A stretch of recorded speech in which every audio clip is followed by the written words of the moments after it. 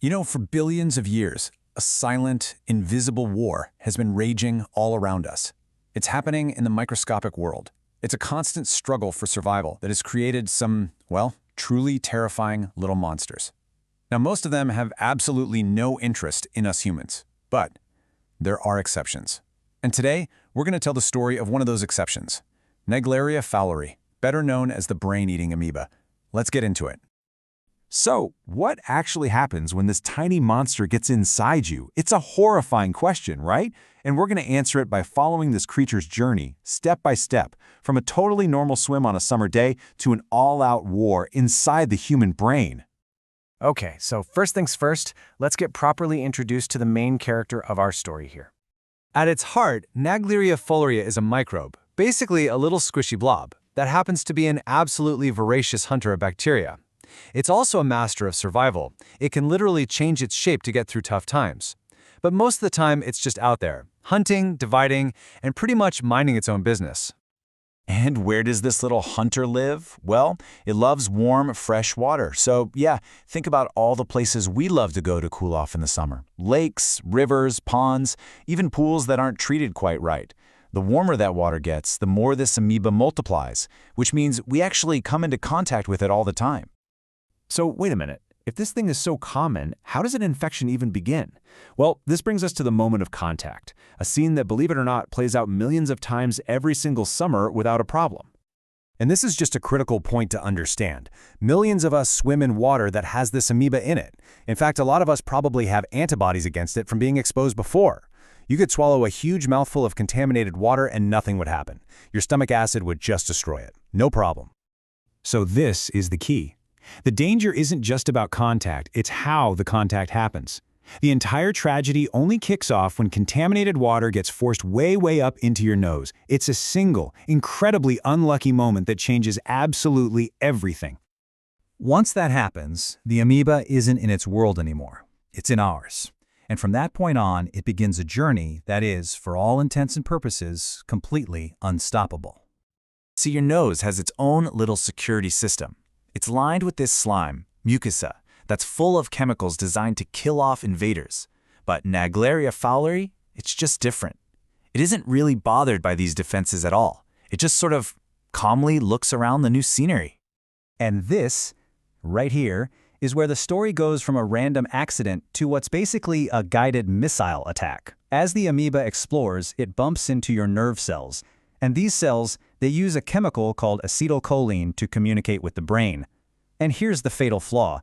Through what you can only call sheer evolutionary bad luck, the amoeba has receptors for that exact chemical. It's like a moth to a flame. It can't resist it. So just like that, the amoeba has a breadcrumb trail to follow. It latches onto your olfactory nerves, the ones that give you your sense of smell, and it just follows that chemical signal all the way up.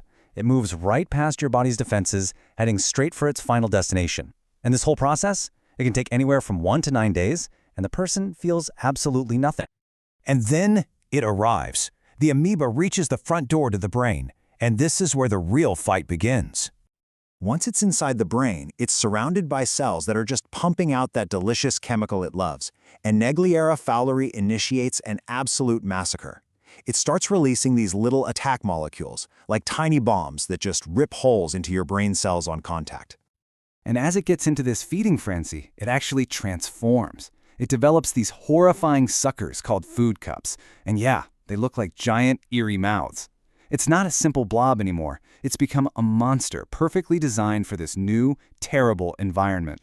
Using these food cups, the amoeba literally grab onto your brain cells, suck them in, and rip huge chunks out of them while they're still alive. And all the while, the amoeba is multiplying, creating this ever-growing army right there inside the brain. Now, of course, your body doesn't just take this lying down. It launches a massive counterattack. Millions of immune cells flood the area. But the fight is it's futile, and it's catastrophic. The amoeba are too big, too tough. They destroy our antibodies, or even just swallow them whole.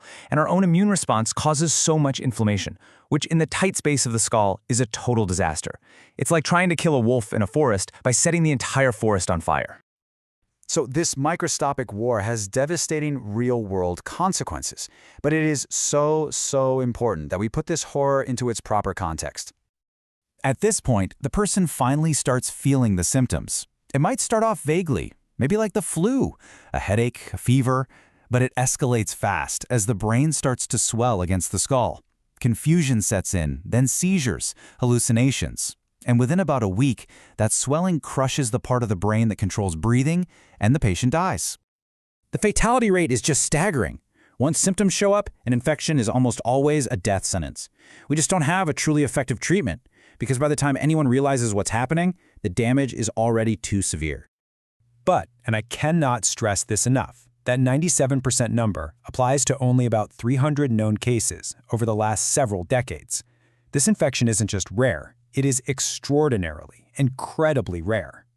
To really put that into perspective, just look at this chart. In the US, about 4,000 people tragically drown every year. The number of deaths from this amoeba? Usually 1 or 2. You are literally thousands of times more likely to drown in a lake than to be infected by anything in it. And that kind of leaves us here. Naegleria fowleri is an evil.